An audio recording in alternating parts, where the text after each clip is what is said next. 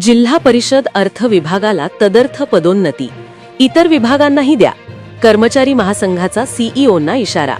नियम सर्व विभागांना समान लागू करण्याची मागणी. बोगस दिव्यांग प्रकरणाची चौकशी करण्याचीही मागणी.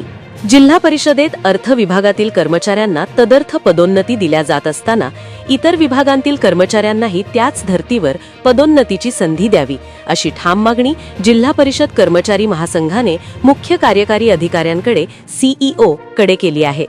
या संदर्भात महासंघाच्या पदाधिकाऱ्यांनी निवेदन सादर करून प्रशासनाचे लक्ष वेधले. जिल्हा परिषदेत विविध विभागांमध्ये पदोन्नतीसाठी स्वतंत्र नियमावली लागू आहे. त्या नियमानुसार एखाद्या पदावर कार्यरत कर्मचाऱ्याला पुढील पदावर संधी दिली जाते. मात्र अर्थ विभागात तदर्थ पदोन्नतीचा नियम वापरला जात असल्याचे दिसून येत असून त्याचप्रमाणे इतर विभागांतील पात्र कर्मचाऱ्यांनाही तदर्थ पदोन्नती देण्यात याव्यात, अशी मागणी कर्मचारी महासंघाने केली आहे.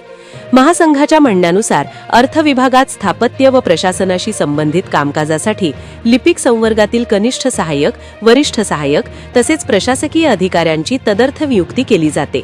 त्याच धर्तीवर ग्रामसेवक, आरोग्य सेवक, पर्यवेक्षक, पशुधन पर्यवेक्षक, प्रसार पर्यवेक्षक, मुख्य सेवक आदी पदांनाही ही संधी मिळावी, असे निवेदनात नमूद करण्यात आले आहे.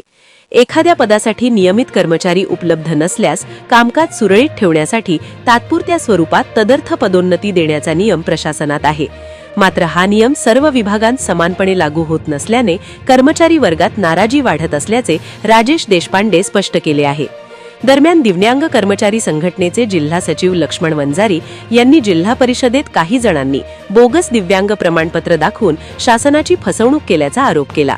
संभाजीनगर व अहिल्यानगर प्रमाणे सोलापूर जिल्हा परिषदेतही चौकशी करून खऱ्या दिव्यांग कर्मचाऱ्यांना न्याय मिळावा, अशी मागणी त्यांनी केली. यावेळी महासंघाचे जिल्हाध्यक्ष राजेश देशपांडे, विभागीय सचिव दिनेश बनसोडे, कार्याध्यक्ष सचिन मायनाळ, सहसचिव सुरेश राठोड, लक्ष्मण वंजारी, प्रमोद धनवडे आदी पदाधिकारी उपस्थित होते. हा आपला हक्काचा चॅनल एजी न्यूज. संपादक अंबादास गज्जर. या यूट्यूब चॅनलला लाईक करा, शेअर करा, सबस्क्राईब करा.